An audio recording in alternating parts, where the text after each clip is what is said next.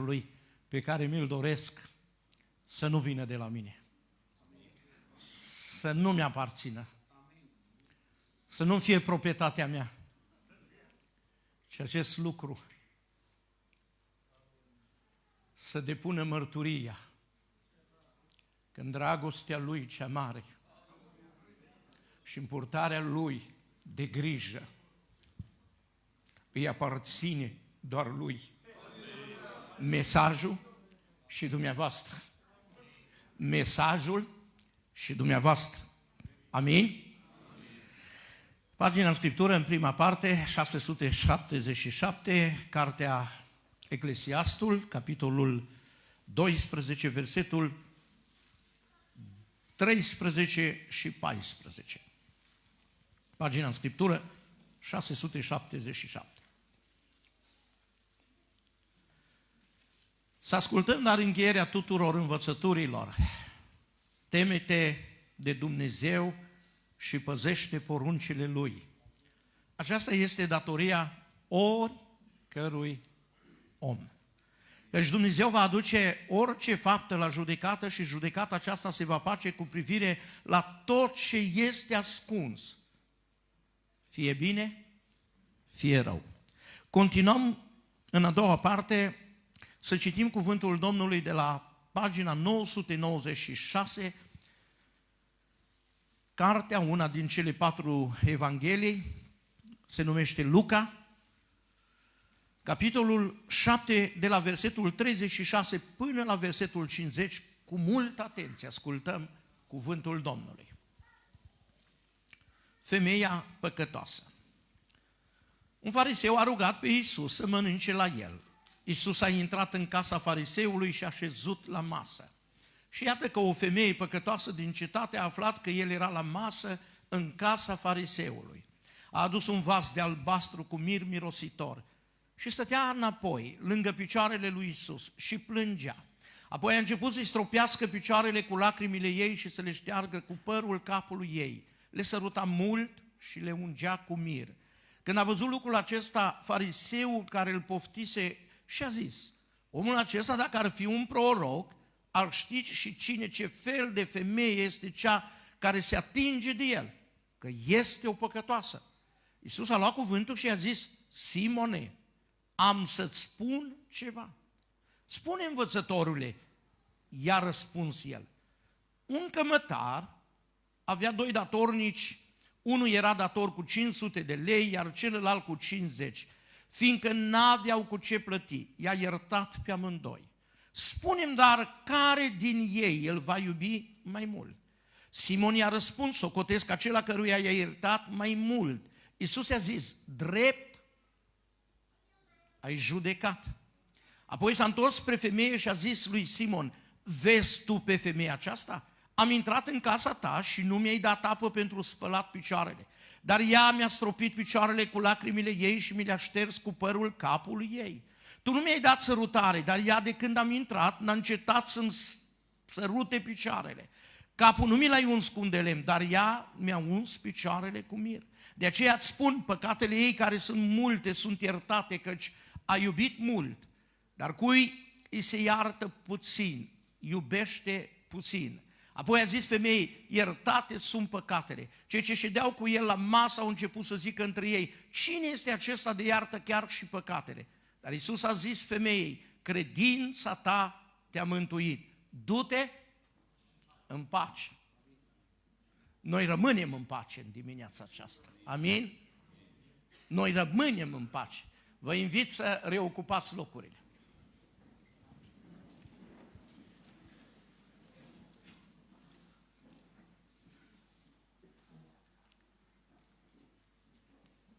A trecut ceva timp de când nu ne-am văzut.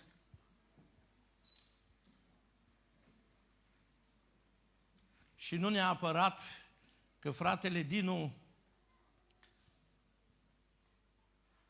ar avea un nume sonor.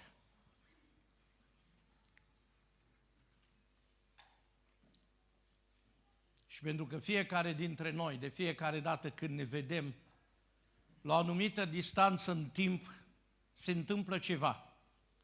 Se răscolesc lucruri frumoase. Uneori în anumite zone și împrejurări ale vieții se răscolesc și lucruri urâte, dar între cei ce se răscolesc lucruri urâte, nici ei nu sunt atât de frumoși. Pentru că lucrurile frumoase vin numai din zona frumoasă.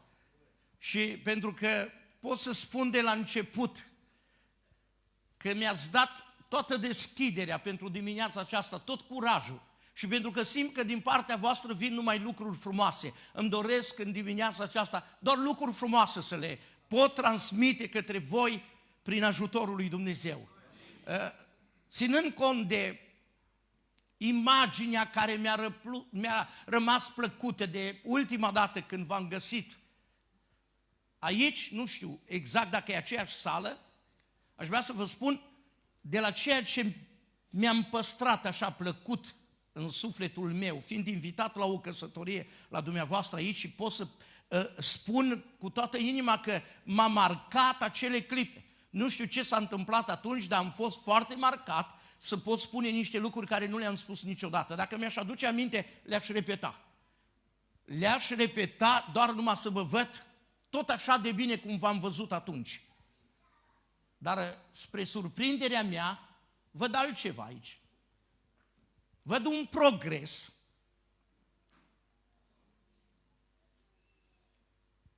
Văd un chip al fiecăruia care îmi exprimă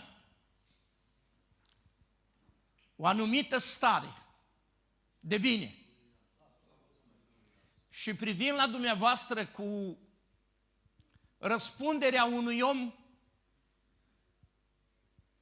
care a venit aici să-L asculte pe Dumnezeu, în primul rând, cu răspunderea unui slujitor care își dorește din cele petrecute în viața lui personală să vă spună câte ceva.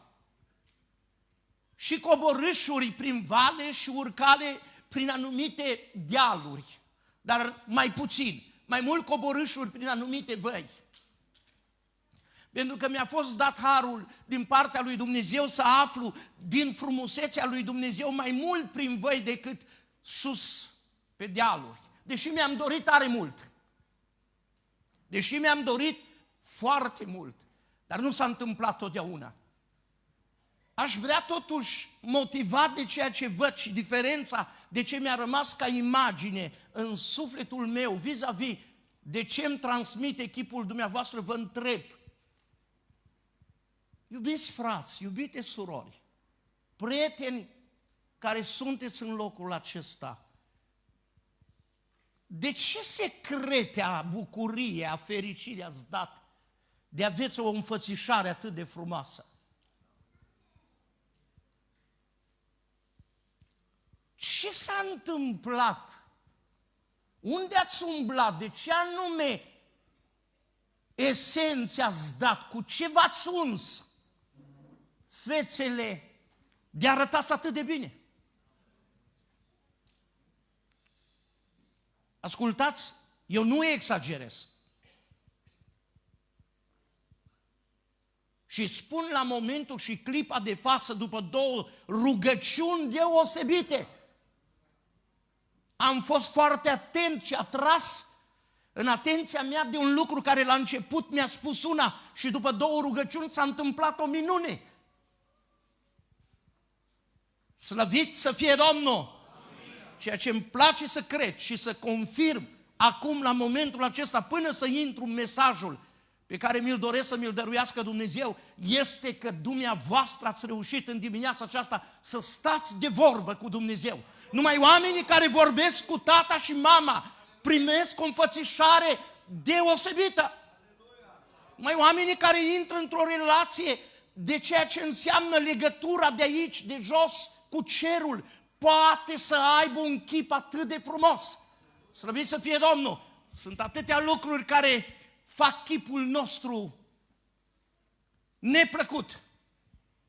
Și pentru că în dimineața aceasta am găsit o biserică care nu stă posomorâtă, deși cu părere de rău mai trec pe unde mai trec și mai sunt invitat pe unde mai sunt, am fost acum recent în țară, invitat undeva la ceva biserici, printre care și ceva puțin mai mari, și mi-a lăsat de dorit și am văzut atâta persoană, parcă am zis, Doamne, în casa Domnului nu se merită să semnezi singur condamnare. În casa Domnului trebuie să te simți un om liber. În casa lui Dumnezeu trebuie să te simți acasă la tine. În casa lui Dumnezeu trebuie să te simți în libertatea aceea de a aduna bucurie. Pentru că dacă ceva ajută un credincios astăzi să se bucure de viață, e bucuria din Dumnezeu. Nu bucuria dintr-o altă direcție, deși în aparență ar spune că da, ne-ar putea aduce o anumită satisfacție, dar întotdeauna s-a dovedit în cele mai grele clipe ale vieții că bucuria din Dumnezeu este ceea ce înseamnă puterea de a merge înainte. Puterea de a merge înainte. Slăvit să fie Domnul! Aș porni cu primul gând, datorită la ceea ce am întâlnit între dumneavoastră și nu cred că mă înșel, ce mi-a spus prin înfățișarea chipului, cred că nimeni dintre dumneavoastră nu este dator cu absolut nimic. Aș vrea pentru un moment să-mi permiteți lucrul acesta. Puteți să întoarceți capul în stânga și în dreapta? Unii către alții?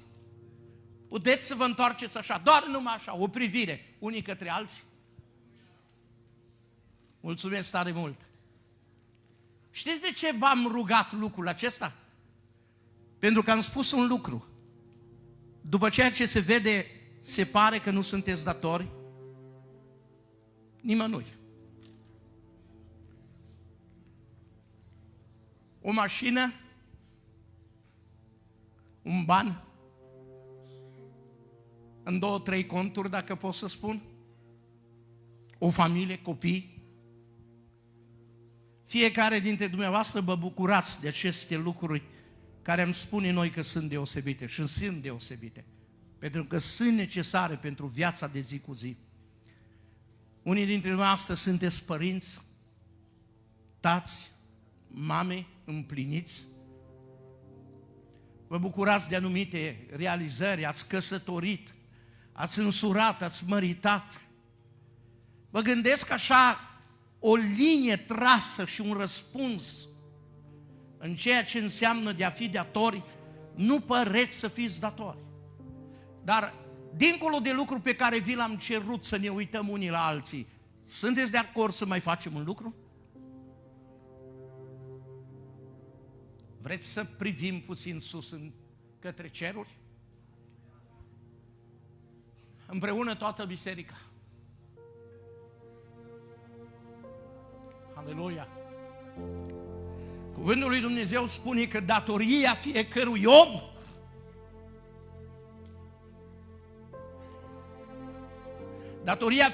om, indiferent de apartenența religioasă, indiferent de statutul pe care îl are fiecare, profesional, social, aș vrea să vă spun, datoria fiecărui om față de Dumnezeu e datorie. Și o datorie pe toată durata de viață, care înseamnă 50, 70, 80 de ani pentru cei mai tari. Îmi place să cred că în locul acesta, deși toate lucrurile par să fie bine, în această dimineață descoperim că tot mai datori suntem. Și nu pe o linie orizontală, ci pe o linie verticală. Legea fiscală al fiecărui stat, a fiecărei țări, are la îndemână un studiu.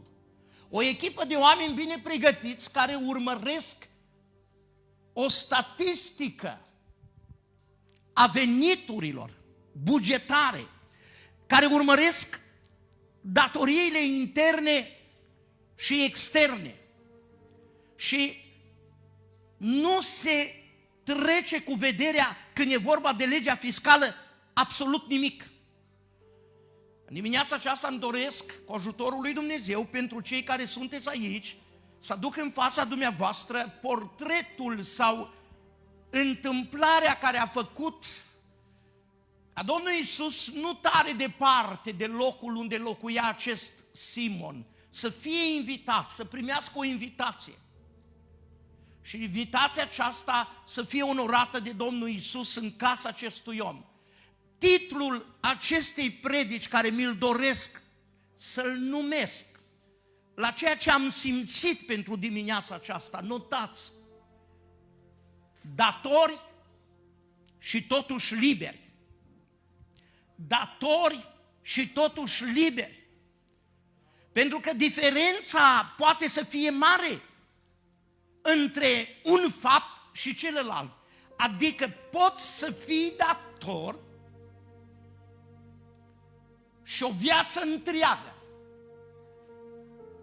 Datoria aceasta să se suprapună și să devină o povară a vieții tale și o intersecție cu atâtea drumuri, care să te pună în încurcătură să nu știi pe unde să-ți direcționezi viața și să spui uneori: pentru ce m-am născut pe pământul acesta? Îmi doresc pentru dimineața aceasta să vorbesc și să ating unele lucruri sensibile legate de ce înseamnă datoria. E posibilitatea să fii dator în viața aceasta, dar să te bucuri în contradicție cu ceea ce înseamnă a fi dator și totuși să trăiești o viață de datorie. Nu neapărat pe linia orizontală, față de stat, față de prieteni, față de oameni cu care ai intrat într-o afacere sau indiferent de ceea ce înseamnă cursul vieții. Dator față de Dumnezeu și totuși un om liber. Dator față de Dumnezeu și totuși un om liber. Te invit, iubit frate, iubită soră, în dimineața aceasta, iubit prieten al casei lui Dumnezeu, să te cobori înăuntrul tău și să-ți deschizi inima, să o pui pe masă înaintea lui Dumnezeu, să fie cercetată de Duhul Sfânt și să fii de acord, să fii responsabil în timp ce Dumnezeu îți va vorbi, să-ți asumi răspunderea asupra cărui lucru din viața ta datoria încă a rămas datorie. Asupra cărui lucru din viața ta datoria uneori apasă atât de greu și ești înconjurat de bunătăți, de purtare de grijă, deși te bucuri de sănătate. Și permiteți-mi să vă spun ce mare har este să fii sănătos. Ce mare har este să nu-ți ducă nimeni lingura la gură. Ce mare har e să nu te plimbe nimeni. Ce mare har dacă poți să cobori mai jos, să nu îngrijească nimeni de tine. Să fie o bucurie ca soție, să fie o bucurie ca o mamă, să fie o bucurie ca un tată, să fie o bucurie ca unul din sânul familiei, parte din familie. E un mare har. Aș vrea să vă spun, omul acesta care este portretul unei mulțimi de oameni în lumea aceasta, este realitatea pe care o trăiește cei mai mulți. Omul acesta nu știa că este dator. Era un om realizat, un om împlinit, un om care a atins anumite valori în ce privește ce îl înconjura. Între cei care era cerc de prieteni ai lui, muritori ai pământului. Dar ascultați, în momentul când Fiul lui Dumnezeu este invitat în familia lui, începe să se deschidă o anumită stare, începe să se deschidă un anumit control fiscal al vieții lui, pe care nimeni în viața lui nu și-ar fi permis să facă lucrul acesta.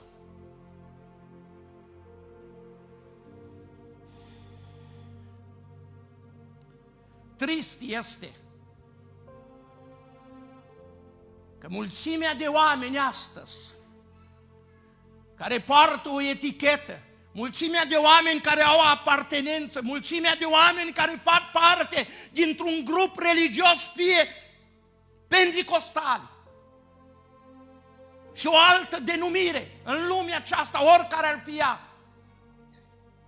Permiteți-mi să vă spun, cei mai mulți dintre mulțimea aceasta, și la un astfel de examen am căzut și noi, am uitat că suntem datori. Și totuși datoria aceasta trebuie să ne țină în zona de libertate. Dar cu părere de rău, de cele mai multe ori ne duce într-o zonă a nu a libertății. Și dacă pot să spun cuvântul care Domnul mi-l pune pe inimă și care face referire la un pasaj din Scriptură, la o anume pildă, când Fiul lui Dumnezeu aduce în atenția unor oameni doi fii care locuiau în aceeași casă. Într-o bună zi unul și-a cerut partea de bere, celălalt rămas. Și nu aici vreau să poposesc. Celălalt rămas într-o bună zi a oftat când s-a întors cel pierdut și a zis: eu în casa ta am slujit ca un rob. Iubiți credincioși, iubiți copiii ai Domnului, iubit popor din locul acesta, știți dumneavoastră că de la duminică la duminică, de la strângere la strângere, noi ne putem bucura de atâtea lucrări care sunt aici. Pentru dimineața aceasta, permiteți-mi să vă spun, se vede îndurarea lui Dumnezeu. Dar întrebarea mea este, cei mai mulți care plecăm de aici, plecăm ca oameni datori și totuși liberi, sau ne continuăm o viață de datorie care înseamnă lipsă de pace,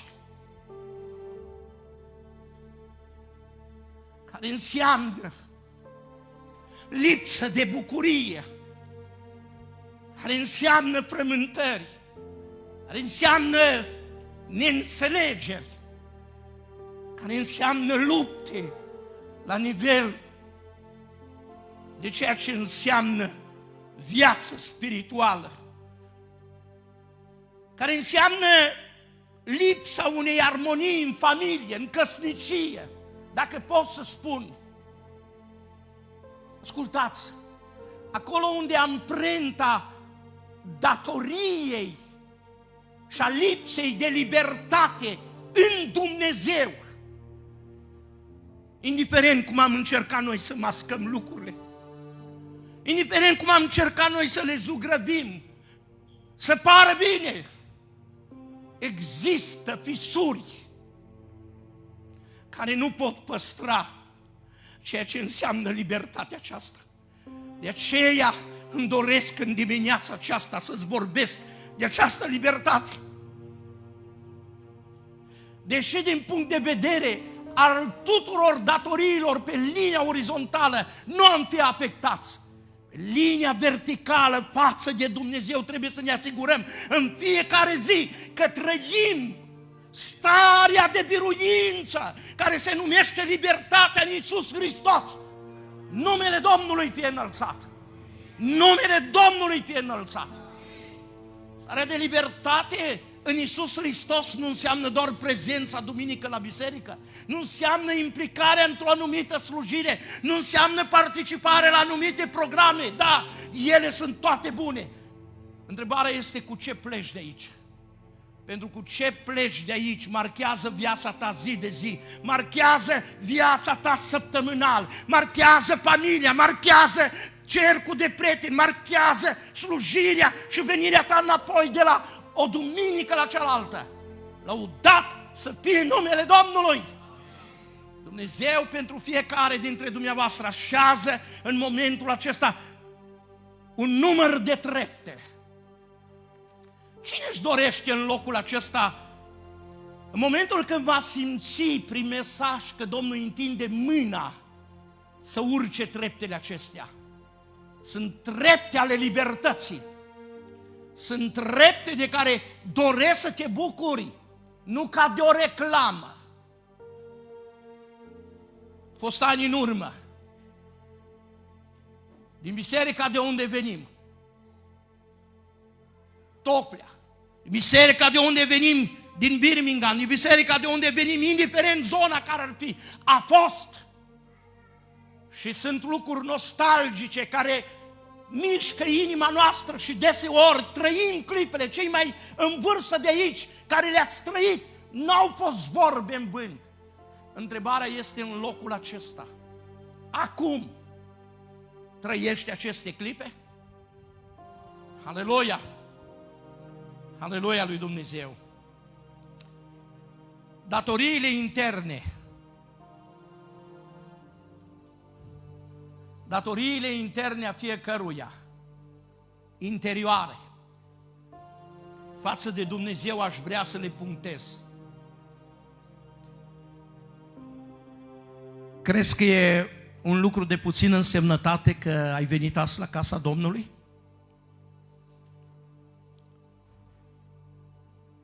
E un har și este o mare binecuvântare. E una din datoriile interne, interioare din viața ta, să fii un om recunoscător. Și cuvântul lui Dumnezeu din Psalmul 139 spune: și ce bine vede, și ce bine vede ochii mei lucrarea aceasta. Și un om binecuvântat, ești un om care te bucuri de ce înseamnă sănătatea. E unul din lucrurile interioare despre care vreau să-ți spun în dimineața aceasta că ești dator.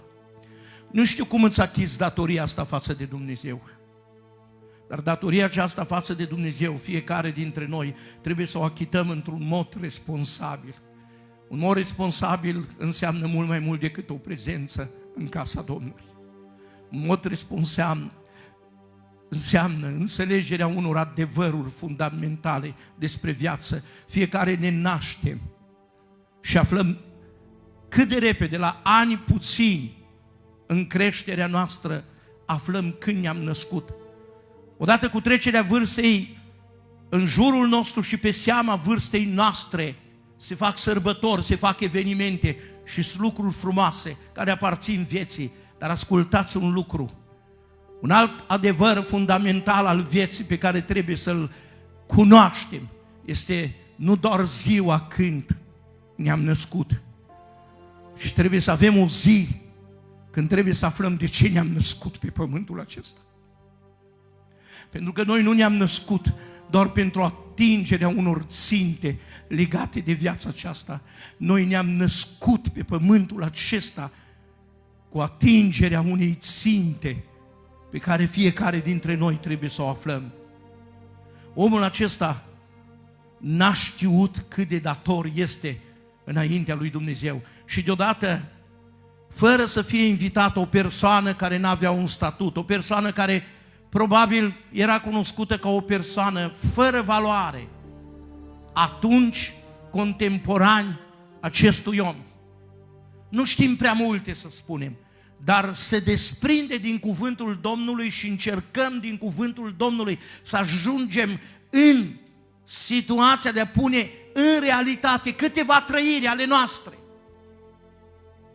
care să ne ajute în dimineața aceasta să putem fiecare dintre noi deveni responsabil pentru ceea ce înseamnă datoria. Mă reîntorc, sănătatea este cu adevărat o datorie care trebuie achitată înaintea lui Dumnezeu. Cum o achităm? Care este prețuirea? Care este dovada de recunoaștere și de mulțumire înaintea lui Dumnezeu? Se întâmplă tot felul de lucruri la 2 pași în jurul nostru, se întâmplă undeva puțin mai departe. Atâtea lucruri se întâmplă în lumea aceasta și atâtea vești care uimesc viețile și familiile noastre. Și ne-am putea întreba fiecare în dimineața aceasta, cu multă ușurință am fi fost noi acolo. Întrebarea este, de ce n-am fost noi acolo? De ce n-am fost noi între roțile unei mașini?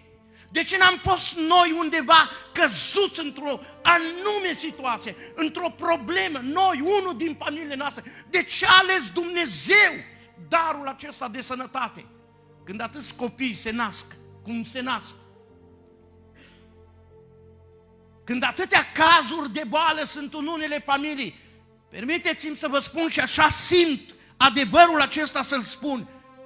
Te-ai uitat vreodată pentru o clipă cu toată responsabilitatea într-o familie unde există o suferință de ani de zile?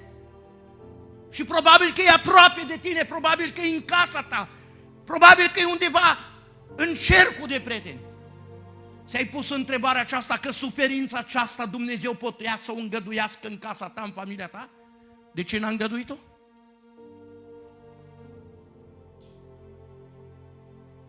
Este un răspuns pe care trebuie să ți-l asumi.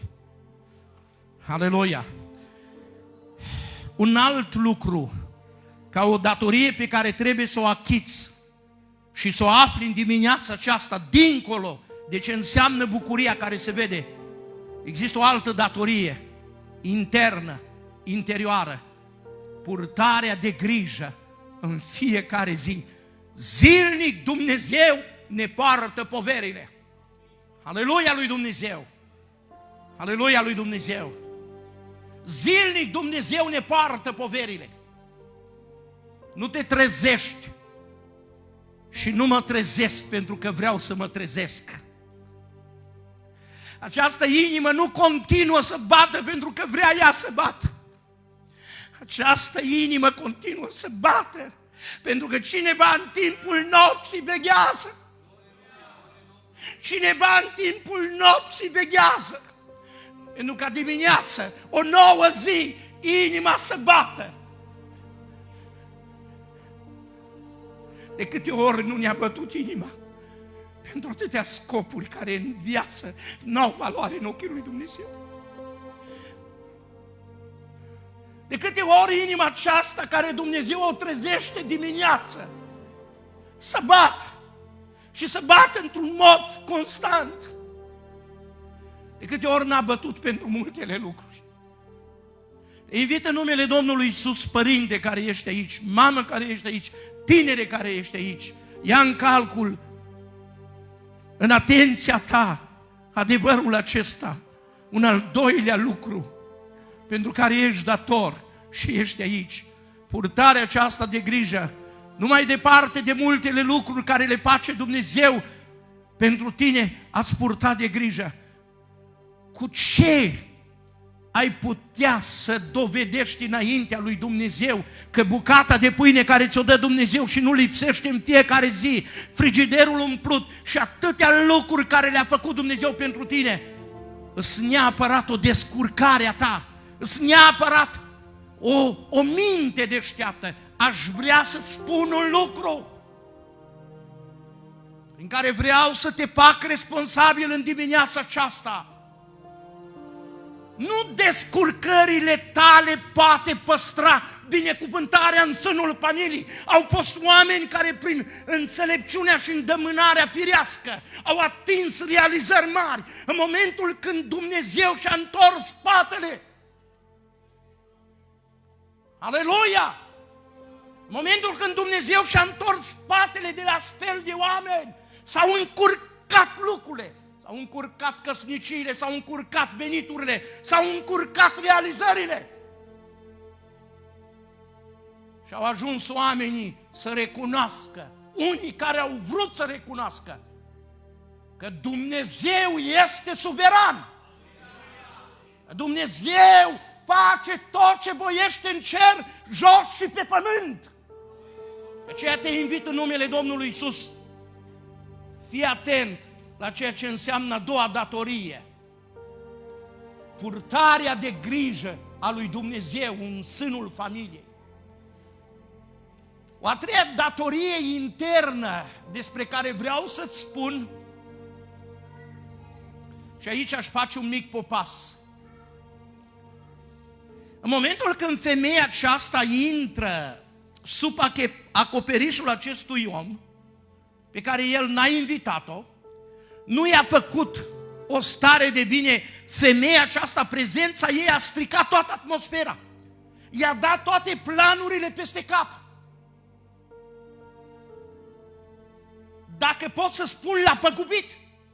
Dar l-a păgubit într-un fel anume încât dacă nu era Fiul lui Dumnezeu acolo, era posibil să se întâmple altele lucruri. Dacă era oricare altă persoană.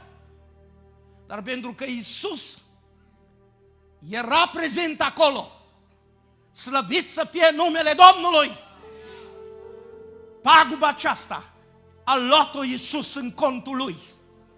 Paguba aceasta Iisus a devenit responsabil în dreptul acestei femei.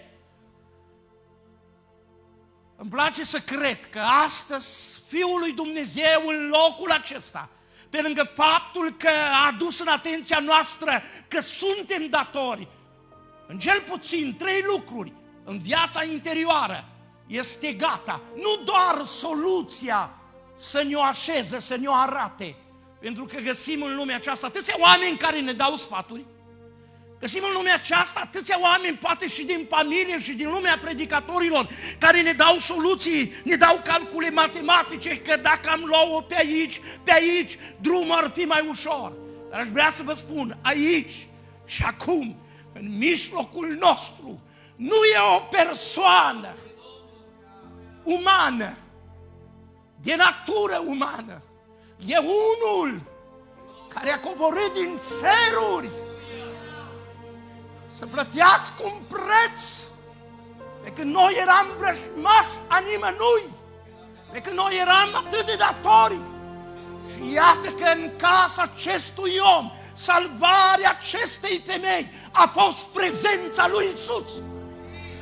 Salvarea datoriilor de care ai devenit conștient, popor al Domnului, în locul acesta e prezența lui Iisus. Pentru că nimeni nu-ți poate da siguranța sănătății, siguranța purtării de grijă și un al treilea aspect al datoriei pe care vreau să o punctez.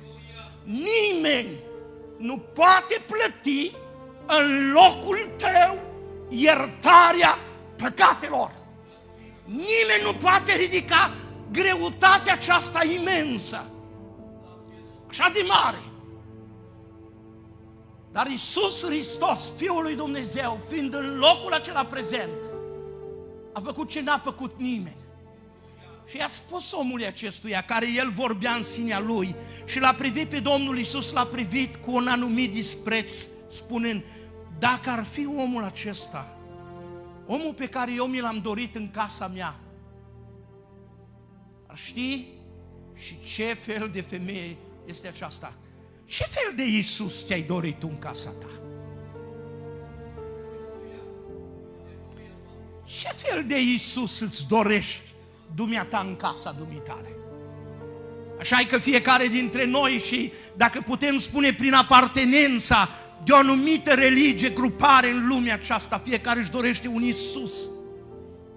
Cam de felul cum voi încerca să-l prezint. Să nu supere pe nimeni atunci când el intră în casa ta. Să fie atât de cu minte Iisus acesta, adică dacă îl pui undeva să stea la locul lui și să nu facă nicio mișcare, să-l găsești și peste 20 de ani acolo. Domnul Iisus acesta e tare cu minte. E tare cu minte. Nu umblă în lucrurile mele, nu mă deranjează dacă eu peste zi sau peste noapte încerc să fac anumite lucruri. Acest Iisus e așa de cu minte, nu mă deranjează. Este Iisus prezent în casa ta în felul acesta? E adevărul că fiecare dintre noi ni l-am dorit în felul acesta, dar vreau să vă spun, atunci când Iisus pășește pragul casei unei familii, statutul lui e de Domn și de Dumnezeu. Statutul lui e de Domn și Dumnezeu. De aceea îți spun în această dimineață, vis-a-vis de cele 3 datorii interne ale vieții de care astăzi devii responsabil și trebuie să-ți asumi răspunderea pentru că această datorie să ți-o poți plăti. Pentru că datoria aceasta și în dreptul acestei datorii, adevărul este că uneori apelăm frații slujitori și nu-i rău. Uneori apelăm la biserică și nu-i rău, uneori apelăm la tata, la mama, sunt copii, sunt tineri în locul acesta care poartă frământări și care poartă anumite lucruri care de multe ori îi obligă să nu se deschidă nici la tata, nici la mama. Știți că cele mai multe lucruri care a condus la anumite stări de depresie a fost lipsa deschiderii înaintea unei persoane potrivite. Și n-a fost nici doctorul, și n-a fost nici psihologul, și nu a fost nici cu tare lucru, nici cabinetul cu tare. Și a fost o zi, și a fost o clipă, când Iisus, Fiul lui Dumnezeu, s-a prezentat înaintea ta. Și ziua aceea a marcat și marchează tot restul vieții tale. Iisus Hristos este Domnul! Iisus Hristos este Domnul! El e prezent aici să te poată ajuta în cea mai mare datorie, care înseamnă iertarea păcatelor. Putem împreună să mai facem exercițiul acesta de o dovadă înțeleaptă? Să mai ridicăm încă o dată capul sus, privirile către cer și să-i spunem lui Dumnezeu: îți mulțumim, Dumnezeule, oftatul și greutatea unui om al lui Dumnezeu care a sunat în felul următor: îți mulțumesc că nu te-ai grăbit să intri la judecată cu mine. E cea mai mare binecuvântare pe care poți să beneficiezi de astăzi și să recunoști spunând, coborându-te în inima ta și punând în fața ta pagini de ale vieții, răspoind cartea în care ai voie să umbli, e cartea ta, ești o carte deschisă. Unii au scris ce au scris. Ești o carte deschisă. Unii au scris rele, unii au scris bune. A venit rândul tău să scrii. Dar ascultă-mă un lucru. Ferice de cei care i-au permis lui Iisus într-o bună zi să scrie și El ceva.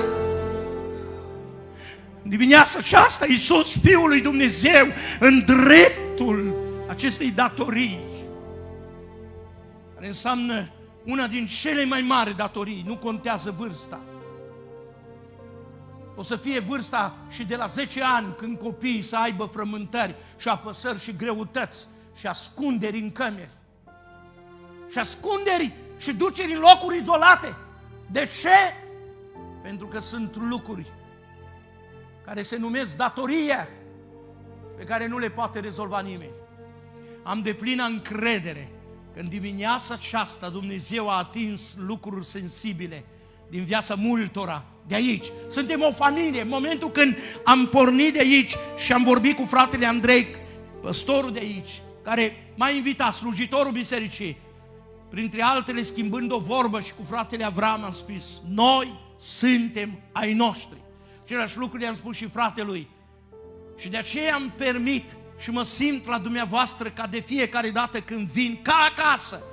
Suntem ai noștri și trebuie să vorbim lucrurile să placă lui Dumnezeu și dumneavoastră din locul acesta să plecați achitați de datoriile care ele vin, se mulțesc, ca și plicurile care vin aduse în poștă și ele ascund greutăți mari. Dacă nu umbli la ele, puțin azi, puțin mâine, puțin poi mâine, curentul, gazul, una alta, deodată te vezi cu morman, îți pui mâinile în cap și te uiți la venitul care l-ai și spui: Domnule, dar ce-am făcut? De-am trecut cu vederea peste lucrurile acestea. Vreau să-ți spun, nu-ți permite să treci cu vederea peste datoriile de care trebuie să te asiguri că ești achitat înaintea lui Dumnezeu. Pentru că nu e un om, nu e o persoană, ci este Iisus Hristos, Domnul. Aș vrea să mă apropii de încheierea mesajului din dimineața aceasta, deși în sufletul meu clocotesc lucruri mărețe din partea lui Dumnezeu. Undeva într-o biserică în America, un predicator invitat la o evangelizare, pentru prima seară și-a promis poporului, publicului de acolo prezent, pentru a doua seară spunându-le: vă rog pentru următoarea seară să veniți, pentru că dacă n-am reușit în seara aceasta să vorbesc despre tot ce înseamnă dragostea lui Dumnezeu, pentru mâine seară vă promit că o să vă vorbesc chiar despre tot ce înseamnă dragostea lui Dumnezeu. Acolo, printre mulțimea copiilor, ca în fiecare biserică, era un băiețaș care se juca lângă părinți. Nimănui nu i-a fost atras atenția aceasta că copilul acesta va înregistra ceva. A doua zi, după masă, până la întâlnirea cu biserica unde a fost invitat acest păstor, fiind orașul situat pe malul unui ocean, a ieșit și el să mediteze, să se bucure de valurile oceanului, de frumusețea oceanului. Și între timp ce el mergea pe acolo pe o anumită direcție, în calea lui, undeva lângă niște părinți, în nisip, un copil săpa o gropiță. S-a oprit la el, i-a fost atras atenția și l-a urmărit. Și a început să sape. A început să sape, dar tot mai adânc.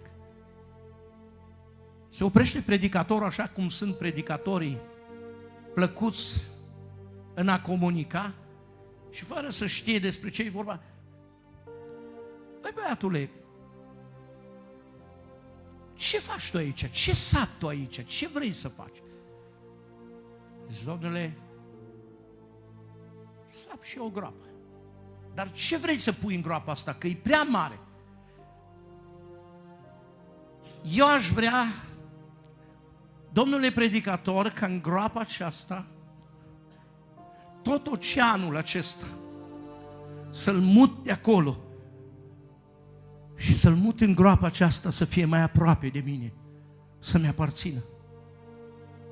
A rămas pentru un moment predicatorul și băiețelul a continuat. Predicatorul i-a spus lui: dar nu se poate așa ceva, băiețele, este imposibil.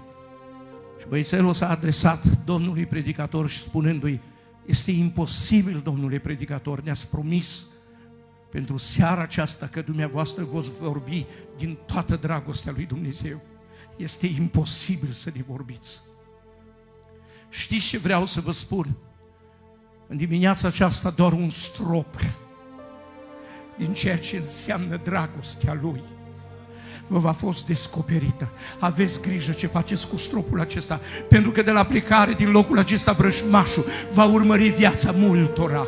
Și tot ce s-a spus frumos din dumnezeire, pentru ca să vă ridice, să vă simțiți oamenii care, deși avem statut de datori, să ne simțim achitați de aceste datorii, să ne simțim oamenii liberi, pentru care Iisus Hristos s-a plecat jos pe pământ și a început să scrie atunci și acum scrie într-o carte, pentru că are dreptul.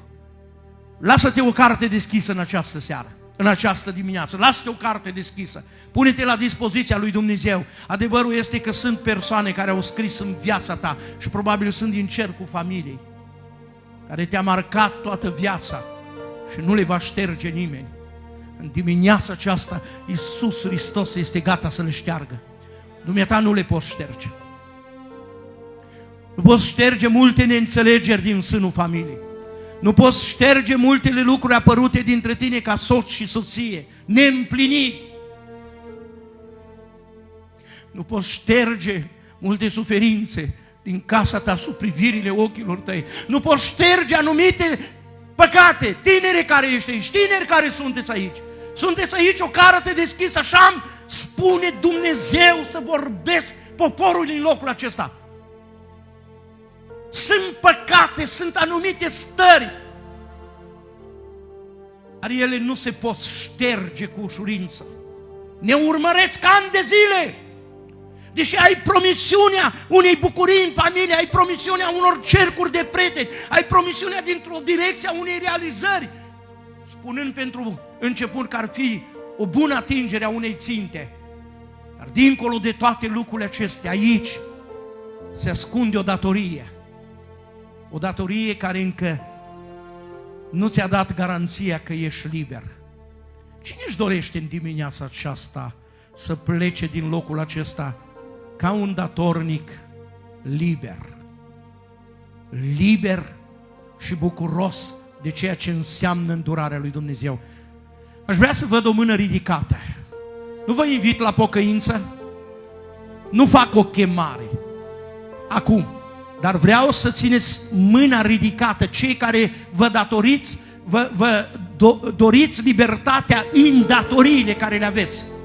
Dumnezeu se uită la mâinile ridicate, la mâinile neputincioase, la mâinile care ar vrea să șteargă multele din datorii, la mâinile care ar vrea să aducă atâta bucurie și nu pot. Iisus Hristos este Domnul. Iisus Hristos, Fiul lui Dumnezeu, vrea să te ia de mână, să te ridice, să-ți facă liniște în inima ta și să te bucuri de prezența Domnului. Închei cu ultima datorie, care înseamnă datoria externă a vieții noastre. Dacă am punctat prin ajutorul lui Dumnezeu câteva dintre cele care se numesc datorii interne a vieților noastre, aș vrea să ne uităm, să aruncăm o privire peste tabloul și realitatea din viața unei femei care se întâlnește cu Domnul Iisus la o fântână. O femeie care nu îi se permitea așa ceva. O femeie privată de libertatea aceasta. O femeie care purta în sufletul ei atâtea datorii, deși femeia spune, nouă nu ne este îngăduit că între noi și voi legea noastră, înțelegerea noastră nu ne permite să stăm de vorbă.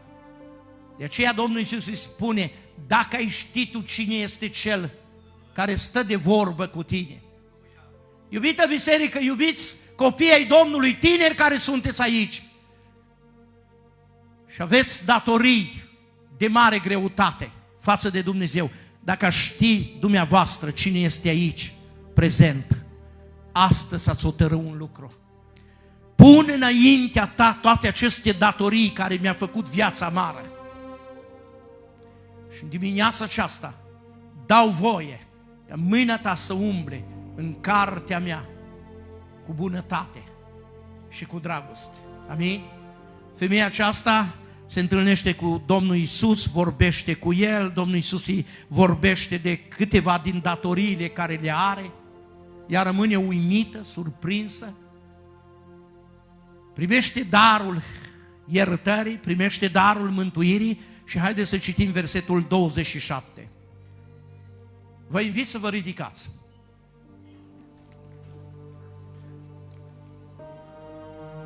Capitolul 4, versetul 27.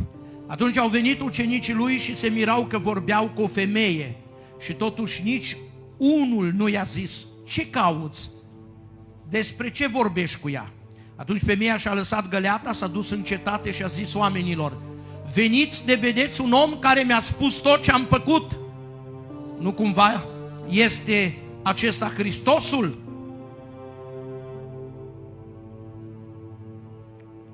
La îndemâna fiecăruia în locul acesta aș vrea, prin ajutorul Duhului Sfânt, să pun un anume semn al faptului că cineva a simțit pe durata ceea ce înseamnă slujirea în dimineața aceasta, a simțit bucuria libertății în ceea ce privește datoriile. Dacă cu adevărat cineva din locul acesta s-a bucurat în timp ce Domnul a vorbit că datoria unor lucruri care a făcut atâta rău în viața noastră, au fost luate de Domnul în mâna Lui, sunt aduse la cunoștința Lui. Dovada, semnul că te-ai bucurat de aceste lucruri este că bucuria aceasta o vei împărtăși mai departe. Nu o vei păstra pentru tine. Bucuria aceasta te va motiva să o duci în casa ta. Bucuria aceasta te va motiva să o duci celei de lângă tine, să-i spui, să-i aduci la cunoștință cu cea cu care îți împarți bucata de pâine, să-i spui: noi, pentru că am luat-o pe drumul și pentru că am ales și pentru că am acceptat, ne-am făcut atât de datori, dar astăzi m-am întâlnit în casa Domnului rugul aprins, din liț, cu Fiul lui Dumnezeu, care mi-a luat datoria aceasta, datoriile acestea și mi-a spus că este un drum mai bun, este o soluție mai bună. Aleluia lui Dumnezeu! Faptul că Dumnezeu a atins inima și ți-a pus în inima ta o stare de libertate și de bucurie pe care numai tu poți să o recunoști, este dovada faptului că tu vei merge mai departe și vei spune lucrul acesta. Mâine te vei întâlni cu unii prieteni, te vei întâlni cu un cerc de prieteni, mâine la locul de muncă, mâine te vei întâlni cu un prieten, coleg, te vei întâlni cu un slujitor al Domnului. Până duminica viitoare, în casa Domnului, te vei întâlni cu o mulțime de oameni. Dar nu uita, strict și într-un mod cu totul special, du această veste de bucurie în sânul familiei. Du această veste de bucurie în cercul de prieteni. Du această veste de bucurie în jurul tău, să afle și alții, pentru că ascultați un lucru: atâta lume pe pământul acesta se găsește în frământări și se găsește în atâtea lucruri pe care nu le poate rezolva nimeni. De-a lungul anilor, în istoria omenirii, au încercat instituțiile multor state și permiteți-mi să vă spun și amănuntul acesta: observați zilnic instituțiile de o perioadă de timp. Puterile mondiale s-au adunat, au făcut planuri, au găsit anumite soluții pentru ca să se întâmple o liniște și o siguranță în lume, pentru ca ființa umană să se bucure, indiferent de statutul care îl are, indiferent de bucata de pâine mai multă sau mai puțină, să se bucure de pace și liniște. Și nimic nu este sigur, pentru că iată, dincolo de perdelele întunecate, se pregătește planuri să fie deslănțuite pe pământ. Și indiferent în ce crezi astăzi că ești ancorat, singura ancoră și cea mai puternică este Iisus Hristos Domnul! Este Iisus Hristos Domnul! Ești suficient de ancorat de El? Ești suficient de ancorat de El? Pentru ca să te simți ancorat de El, suficient să te bucuri de tot ce înseamnă familie, de tot ce înseamnă venit, de tot ce înseamnă pace, liniște. E prezența unei relații. E prezența unei ascunderi în Dumnezeu. E prezența unei ascunderi în frumusețea care e prezentă din Iisus Hristos Domnul. Aleluia! Te întreb: o mai ai frumusețea aceasta? Mai tânjești după ea? Iisus Hristos este Domnul. Iisus Hristos este Domnul. Iisus Hristos este Domnul. Iisus Hristos este Domnul. Iisus Hristos este Domnul. Permiteți-mi să vă spun, aș trece foarte repede la încheiere, dar mă tem de Dumnezeu să nu termin ceea ce mi-a fost încredințat pentru dimineața aceasta. Și cu bucurie am răspuns la invitație. Când pentru prima dată m-au sunat frații din conducere, în sufletul meu am simțit o deschidere și am spus: da, voi răspunde cu bucurie, pentru că și cred că în locul acesta Dumnezeu vrea să facă oameni liberi deși purtăm o datorie față de Dumnezeu, suntem oameni liberi și de bucuria noastră și de libertatea noastră trebuie să se bucure o soție, să se bucure un soț, să se bucure copii, să se bucure o biserică, să se bucure cei din jurul nostru. Dumnezeu! Aleluia! Ne-a făcut să fim o bucurie pentru cei din jurul nostru. Dumnezeu nu ne-a făcut o amărăciune. Dumnezeu nu ne-a făcut o povară, Dumnezeu nu ne-a făcut o greutate, Dumnezeu ne-a făcut o mângâiere unii pentru alții. Pentru că așa se va sfârși drumul pocăinței, deși din toate direcțiile. Ziua de mâine e o amenințare pentru noi, pentru familii, pentru copii, din punct de vedere al sănătății. Au fost 2 ani de zile care ne-a marcat viața. Și cei mai mulți dintre noi ne vedem aici când alții au fost conduși pe ultimul drum. Oamenii lui Dumnezeu, familii, copii, puși într-un sac, aruncați la gunoi. Și nimeni n-a putut controla acest eveniment care a răscolit pământul. Până când ordinul lui Dumnezeu și porunca lui Dumnezeu, așa cum El are puterea să spună mării și valului până aici, Iisus Hristos este Domnul! Iisus Hristos este Domnul! El are puterea să spună astăzi unor lucruri în dreptul vieții tale până aici. Tu n-ai puterea, eu n-am puterea, dar nu, datoriile acestea persistă, vor continua. Permiteți-mi să vă spun cu toată transparența și cu toată bucuria pe care o am, certitudinea pe care mi-a dat-o Dumnezeu, că unii veți continua în datorii mai mari, unii aveți datorii, vorbesc de ceea ce înseamnă om și Dumnezeu până la glesne. Unii aveți datoria până la genunchi, unii aveți datoria până la șolduri. Și ascultați, din pricina unor stări de păcate, unii aveți datoria undeva depășit de ce înseamnă persoana dumneavoastră. Și ați spus-o de multe ori cu lacrimi: Doamne, nu mai am putere. Doamne, nu mai știu unde să o iau. Doamne, nu mai știu cum să controlez lucrurile. Da, ai spus un adevăr. E naturalul din tine. Da, e adevărul. Dar aici, în ziua aceasta, nu-i vorba de un preot, nu-i vorba de un părinte, nu-i vorba de un dascăl, nu-i vorba de un pastor, nu-i vorba de o conducere. Aici este vorba de o putere dumnezeiască. Aici este vorba de Duhul lui Dumnezeu.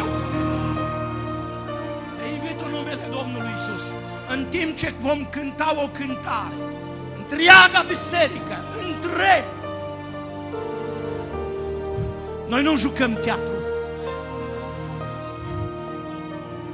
Noi, marea parte a slujitorilor lui Dumnezeu care procedăm în felul acesta, deși nu e o regulă de viață și o regulă a unei biserici, ci este libertatea de exprimare a unui om care lucrează cu Duhul Sfânt.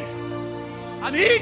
În timp ce cântăm, noi nu vrem să creăm o atmosferă, noi nu vrem să creăm o anume stare, așa cum de multe ori oamenii lui Dumnezeu sunt întâmpinați de mesaje primitive, de mesaje răutăcioase.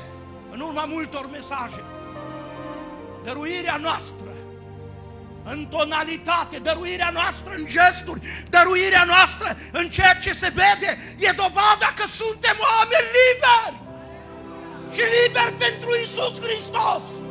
Mărit să fie numele Lui. Iubit popor al Domnului, vreau să cântăm cu toți împreună. Și în timp ce cântăm, dacă în locul acesta există vreun suflet, vreo persoană care își dorește cu adevărat să se bucure de libertatea care Iisus poate să o dăruiască prin mântuirea în jertfa Domnului Iisus. Nimeni sub soare, nu este un alt nume.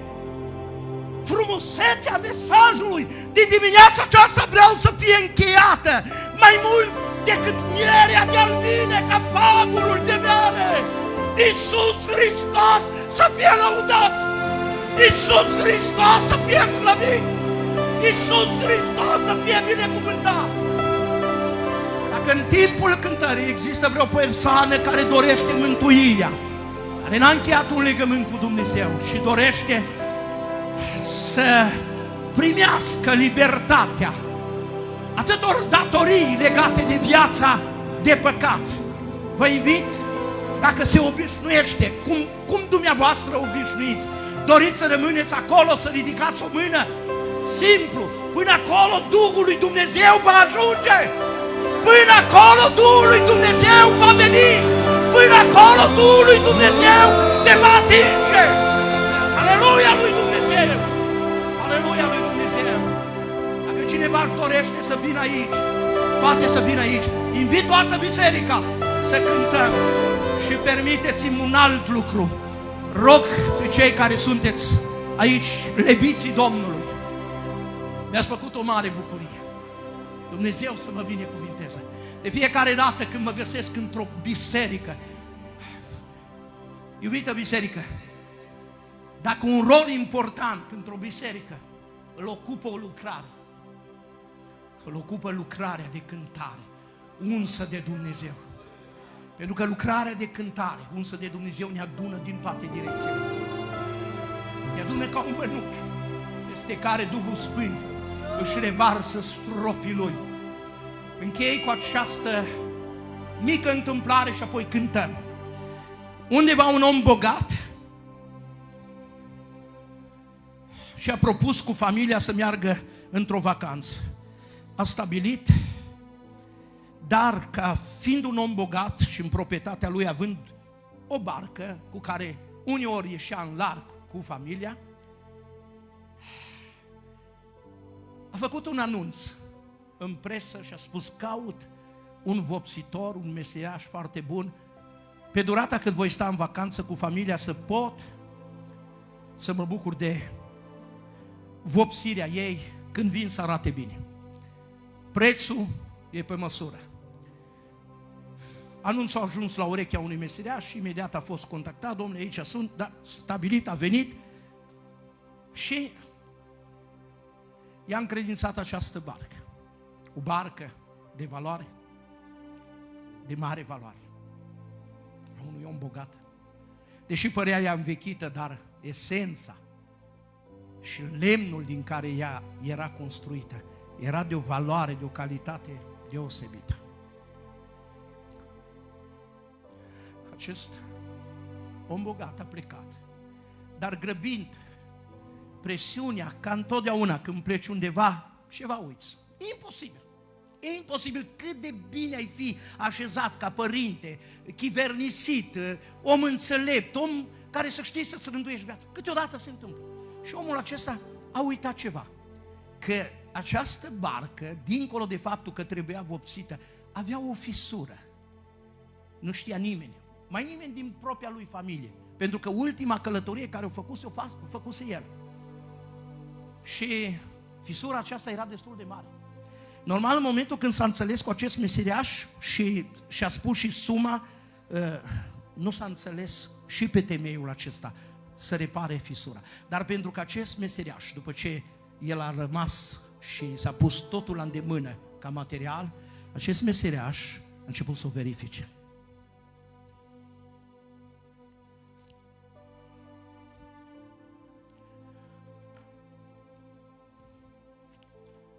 Omul bogat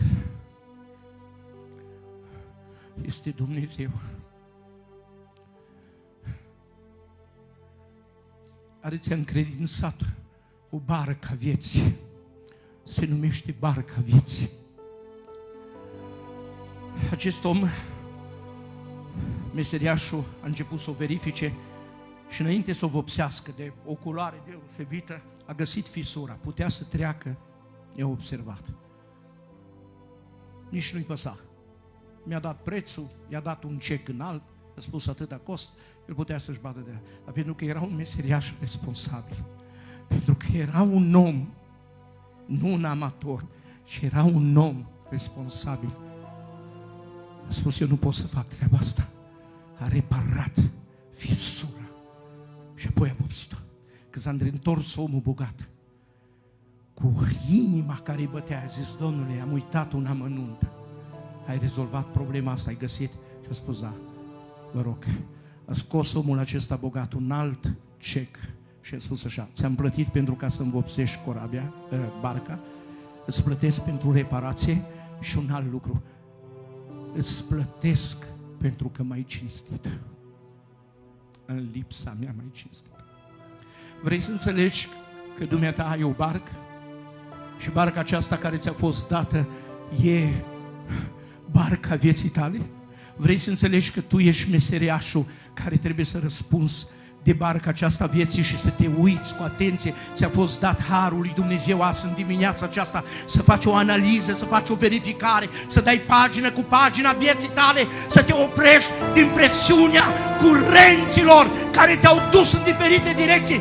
Fă o pauză în viața ta! Acesta e gândul de încheiere. Fă o liniște în viața ta și aruncă o privire profundă peste ce înseamnă barca vieții tale. Pentru că, ascultă-mă, eu știu că ți-e mult mai ușor și mai la îndemână, zi de zi, săptămână de săptămână, an de an, să o vopsești în diferite culori și să-i ascunzi fisură.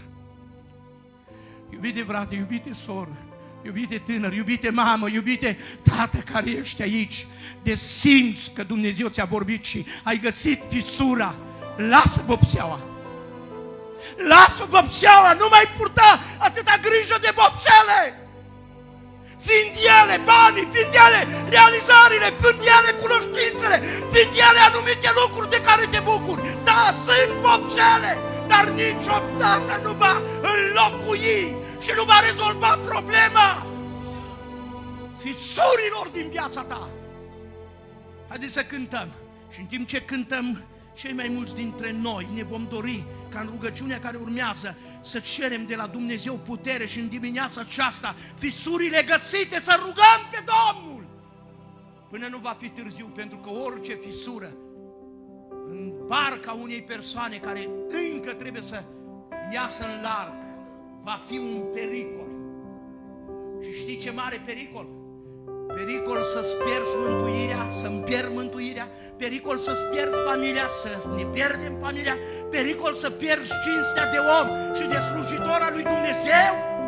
Vă invit să cântăm și dacă este cineva care dorește să încheie legământ cu Dumnezeu, prin pocăință poate veni în față. Dau loc fratelui slujitor să facă încheierea și vă mulțumesc în numele scump al Domnului Iisus de respectul deosebit. Vă binecuvintez și dacă astăzi trăiesc bucuria, o trăiesc pentru că voi sunteți bucuroși și dăruiți